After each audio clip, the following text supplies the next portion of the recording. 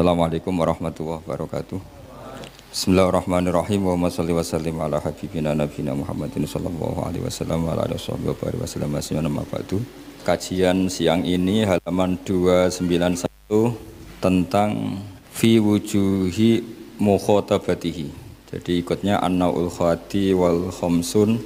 Jadi bab di sini menerangkan cara Allah memberi khitab atau membuat apa? Khitab. Khitab itu satu perintah dari Allah kepada kita. Itu ada sekian cara yang dilakukan Allah.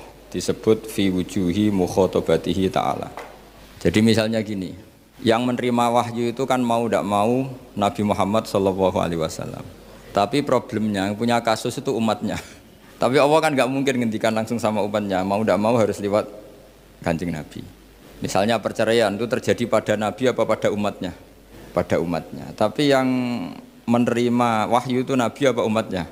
Nabi. Maka nanti aturan khitabnya begini. Pertama ya ayyuhan nabiyyu, wahai Nabi. Tapi terusannya unik. Idza talaqtumun nisa, jika kalian menceraikan istri kamu. Karena mau tidak mau yang dikhitabi itu Nabi karena yang terima wahyu. Tapi yang mengalami kasusnya, kasus itu umat. Utang yang gitu, Nabi itu tukang utang apa tidak? Kan tidak. Tapi umatnya sering utang. Kadang sampai mati ya ninggal utang. Mau tidak mau harus dijelaskan. Yaitu idza tadayatum bidainin ila ajalim musamman faktubu. Sehingga dalam teori ulumul Quran disebut khitabun lin nabiyyi khitabun li ummati. Menghitopi Nabi dalam hal-hal yang sifatnya kasuistik itu sebetulnya hakikatnya khitab kepada umatnya. Tapi mau tidak mau komunikasinya Allah tentu kepada nabinya. Tapi yang punya kasus itu umatnya, kayak kasus tolak, kasus utang piutang. Sehingga ini perlu diketahui supaya orang itu nggak ngira bahwa itu tentang Nabi. Misalnya idza talaqtumun nisaa fatallikuhunna li'iddatihinna wa ahsul iddah. Itu bukan Nabi mengalami tolak tapi siapa? Umatnya. Begitu juga utang piutang dan seterusnya. Sehingga ada aturan di khitab itu ada 3. Khitabun lin nabi wal murad ya an nabi. Allah ngendikan kepada nabi, yang dimaksud ya memang nabi. 2, Allah ngendikan kepada nabi tapi yang dimaksud umatnya. 3, Allah ngendikan kepada nabi yang dimaksud juga nabi plus umatnya. Berarti ada 3 bagian. Dan semuanya itu oleh ulama harus dipelajari. Karena kalau nggak dipelajari, nanti itu ada beberapa hal yang paradok. Paradok itu tadodi. Misalnya begini, saya beri contoh ya tadi. Nabi itu berkali-kali ngendikan abghadul halal ilawah at-tolak. Sesuatu halal yang paling dibenci Allah itu tolak, cerai. Oke. Tapi ada masalah pada umatnya. Yaitu umatnya itu nikah itu bisa iya bisa tidak, karena ya perilakunya umat itu kan nggak jelas. Kalau dalam guyonan kiai ya kadang umat Islam, kadang Islam yang kumat. Jadi potensinya ya 2 itu, kadang umat Islam, kadang Islam yang kumat. Jadi ya potensinya itu. Sehingga dalam tradisi ulama kalau akad nikah itu fair secara ilmu. Ya saya ulang lagi, nikah dalam tradisi ulama itu unik. Sebetulnya itu enggak simpatik, tapi harus kita dengar. Sangat-sangat enggak simpatik. Kalau kamu dinikahkan kiai itu biasanya gimana? Uzawi juga alama amarakawahu bihi min imsakin bima'ruf au tasrihim. Itu kalau diterjemah itu maknanya itu kacau. Kamu saya kawinkan dengan satu perjanjian. Kalau sebaiknya terus ya terus, kalau sebaiknya cerai ya cerai. Itu barokahnya orang enggak tahu bahasa Arab itu ya amin amin.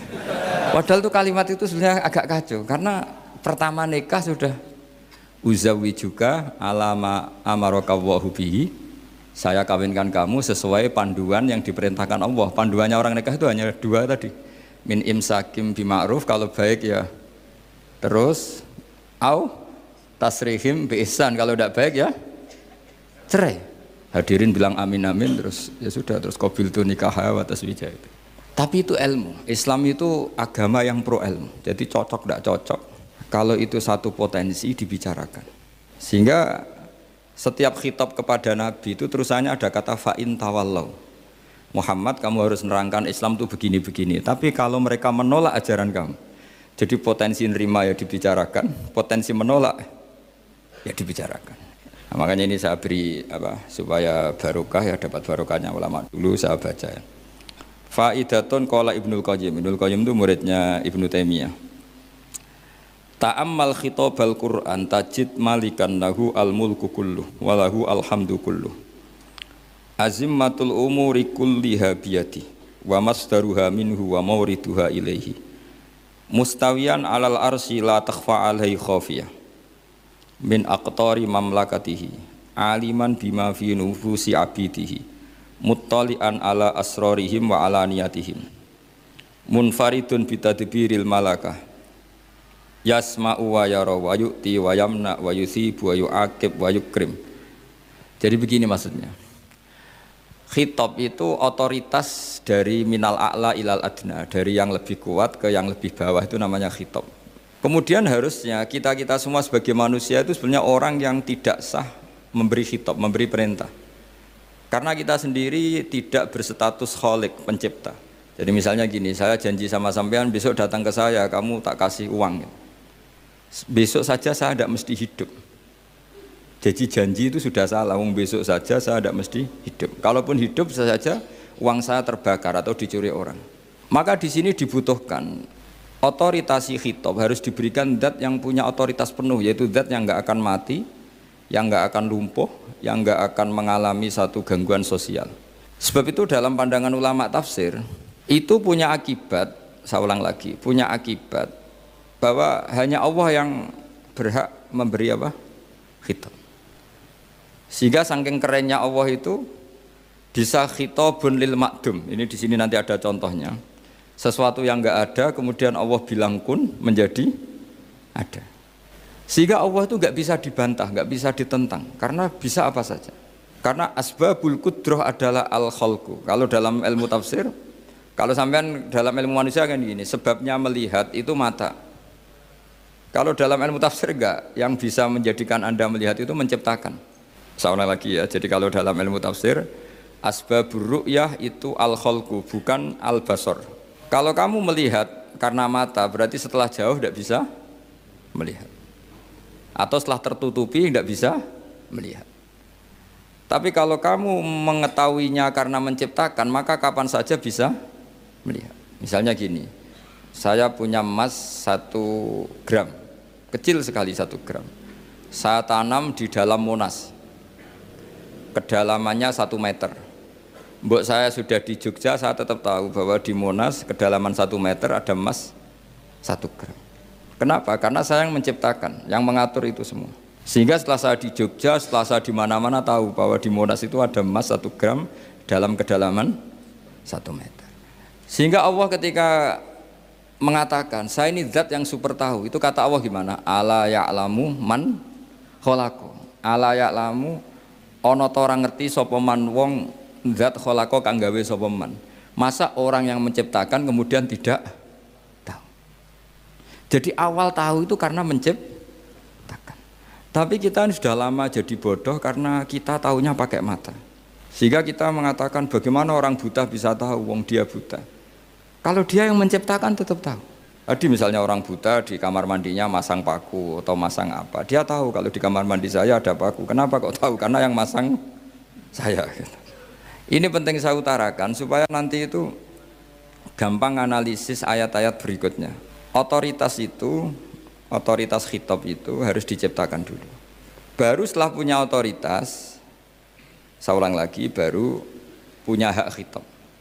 Nah sekarang enggak, para raja, para presiden, para dosen, para kiai itu sering melancarkan khitab, sementara dia enggak menguasai apa yang akan terjadi. Makanya Allah mengkritik kabura maktan indallahi antaqulu ma la tafalun. Itu salah besar ketika kamu seakan-akan memegang otoritas pada sesuatu yang sebenarnya kamu tuh enggak pernah melakukan, enggak pernah ikut menciptakan. Misalnya jong kowe nak nurut aku sok ben mesti uripmu kepenak. Otoritas itu dari siapa coba? Urip kepenak ya di luar wilayah kita, kehidupan besok juga di luar wilayah kita. Sampai kita kalau mau ke kuburan itu panduannya Nabi gimana kalau berdoa? Apa? Assalamualaikum daraqaumim mu'minin wa inna insyaallahu bikum lahikun. Salam untuk kalian semua dan kita insyaallah suatu saat akan bertemu, insyaallah. Padahal mati itu adalah satu keharusan. Tapi kalau yang di kuburan itu orang mukmin, kita tidak ketemu lagi sama mereka jika kita mati kafir, karena nanti tempatnya beda. Yang satu alamatnya surga, yang satu alamatnya neraka. Maka kata ulama, kata insya Allah di situ adalah kita masih berharap mati dengan status yang sama, sehingga bisa ketemu.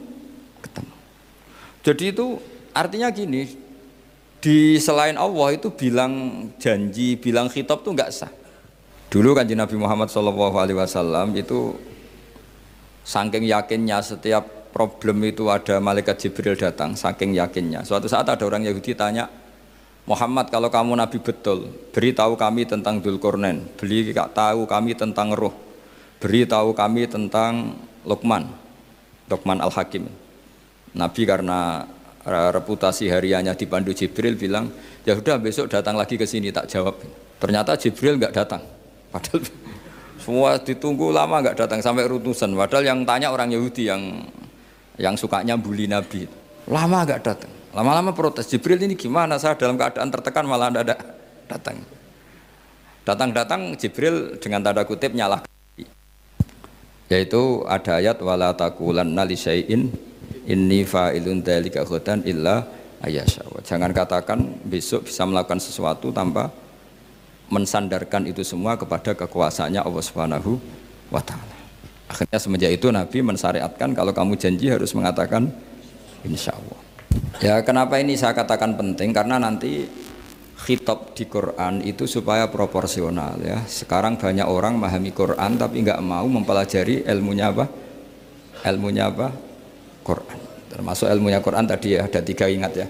Khitabun lin nabi itu bisa saja khitabun li ummati, yaitu dalam kasus-kasus yang Nabi tidak ngalami kasus itu tapi yang ngalami umatnya. Nah kenapa khitabnya tetap kepada Nabi? Karena yang bisa komunikasi dengan Allah itu hanya Nabi. Makanya bisa dilihat di ya ayyuhan nabiyyu itu mufrad mudzakkar. Nabi Muhammad itu satu orang yang berstatus lelaki. Kemudian idza talaqtum itu kalian semua. Harusnya kan kamu, karena dari satu orang ke satu orang. Tapi ini enggak. Wahai Nabi, jika kalian umatmu gitu. Jadi karena yang alami tolak itu umatnya. Terus kedua, khitabun lin nabi, dan yang dimaksud itu memang Nabi, kayak sholat tahajud. Sholat tahajud itu sholat yang memang untuk Nabi ya. Karena tahajud yang menjadikan punya hak syafaat itu hanya Nabi. Sehingga ngendikane ulama, Nabi itu wajib tahajud, tapi kalau umatnya hanya sunat tahajud. Jadi Nabi itu termasuk ya kelebihannya sekaligus bebannya wajib apa? Tahajud. Tapi bagi umatnya sunat. Kenapa? Karena Nabi ingin sekali punya hak syafaat. Kemudian sama Allah diberi instruksi, diberi syarat wa minal laili fatahajjat bihi nafilatal lak asa ayyab'atsaka rabbuka maqama mahmuda. Muhammad kalau malam kamu harus tahajud supaya kamu nanti diberi hak syafaat. Itu kalau umatnya tahajud nggak boleh sampai diteruskan ayat-ayat ayat asuka, karena kamu tidak punya hak syafaat. Disyafaati saja tidak mesti. tapi Nabi harus tahajud supaya punya hak apa? Dan perlu dicatat syafaat itu hadisnya sahih semua, di Bukhari ada, di Muslim ada. Cuma orang berlebihan cara menolak syafaat atau mengimani syafaat. Ada yang berlebihan ngimani sampai tidak pernah ngamal baik, mentang-mentang nanti dapat syafaatnya Kanjeng Nabi. Ada yang nggak percaya syafaat, itu ya kebablasan juga, padahal itu ada di hadis sahih semua cerita syafaat. Itu khitabun Nabi, dan yang dimaksud memang Nabi, sehingga umatnya tidak wajib tahajud tapi Nabi wajib tahajud. Terus ketiga, khitabun lin nabi sekaligus khitabun li ummati. Itu yang dimaksud di hadis Arba'in Nawawiyah, wa inna wa ta'ala amaral mursalin bima amaral bil mu'minin, atau dibalik amaral mu'minin bima amaral bil mursalin, dibolak-balik sama. Yaitu para nabi ya dikhitabi memakan sesuatu yang thayyibat. Para orang mukmin juga kena khitab memakan sesuatu yang apa? Thayyibat. Ini sama. Jadi ya ini ada 3 berarti ya, khitabun lin nabi, tapi yang dimaksud umatnya. Khitabun lin nabi yang dimaksud adalah Nabi saja. Terus ketiga, khitabun lin nabi yang dimaksud plus umatnya.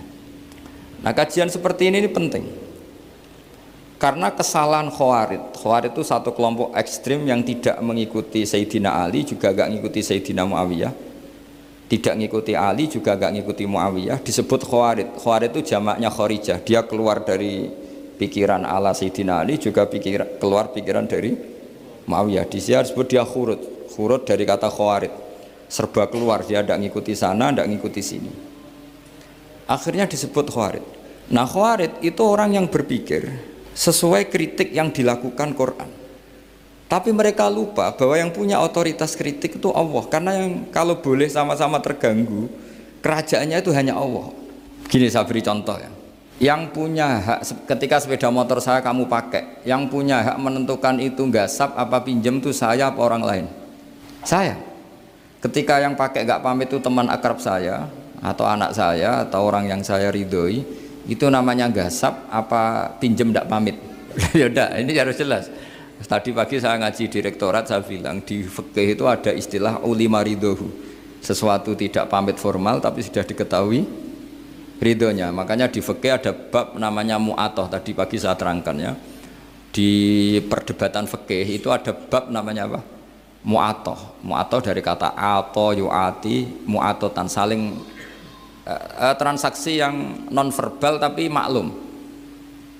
Ya seperti kalau kamu marung itu contohnya. Kalau kamu marung di kantin terus makan gedang goreng, itu nyuri apa beli? Coba jawab saja. Kalau dikatakan beli kamu belum bayar. Kalau dikatakan nyuri terang-terangan. Coba kalau mbak-mbak milih mana? Itu nyuri apa beli? Kalau beli belum bayar. Kalau nyuri kok terang-terangan ya. Enggak nyuri apa beli? Jadi ada gedang goreng di warung, kamu datang langsung makan, ada kerupuk dimakan, ada telur asin dimakan. Itu nyuri apa beli? Nah, itu kalau orang fikih dibabkan kitabul bai'il mu'atoh, akad beli lewat jalur mu'atoh. Menurut Imam Abu Hanifah seperti itu dikatakan beliau pakai dalil al-adat muhakamah, bahwa adat itu berposisi seperti hukum. Karena posisi di warung, maka ngambil di situ dianggap memulai akad jual beli. Tapi karena ini sesuatu yang potensi masalah, Imam Syafi'i mengatakan itu enggak baik, enggak sah. Karena nanti kalau asumsi kamu gedang goreng itu 1000, ternyata diregani 5000 kan mangkel. Nah itu, resikonya di situ. Ya kan? Tapi kalau misalnya itu dikatakan, makanya Imam Syafi'i mengatakan itu profesional. Itu namanya ghormu. Ketika Anda bayar 5000, itu namanya tebusan kesalahan. Jadi Imam Syafi'i melihat itu tidak jual beli, tapi tebusan kesalahan. Sehingga kalau saya jadi hakim, misalnya pembeli bilang asumsi saya 1000 Gus, terus kata baek, kata penjual, enggak Gus itu tak jual 5000, saya harus memenangkan baek. Memenangkan siapa? Penjual, karena penjual adalah pemilik gedang goreng itu, dan posisi yang makan adalah perusak barang orang lain. Gitu. Sehingga dimenangkan penjual, ya dimenangkan penjual. Kenapa dimenangkan? Karena cara berpikir fikih, karena dia yang punya otoritas itu, punya otoritas kepemilikan. Itu dalam fikih madzhab apa? Syafi'i. Nah, itu penting dalam analogi surga dan neraka. Orang Khawarij itu kalau ada orang dosa, itu dikatakan sudah tidak Islam lagi, dia sudah keluar dari Islam. Orang dosa itu wajib disiksa oleh Allah. Mereka bilangnya ya wajib. Dalam kelompok Islam itu ada kelompok namanya Khawarij, orang yang sangat ekstrim dalam berpikir. Dia mengkafirkan orang yang melakukan dosa apa? Besar, dihukumi kafir.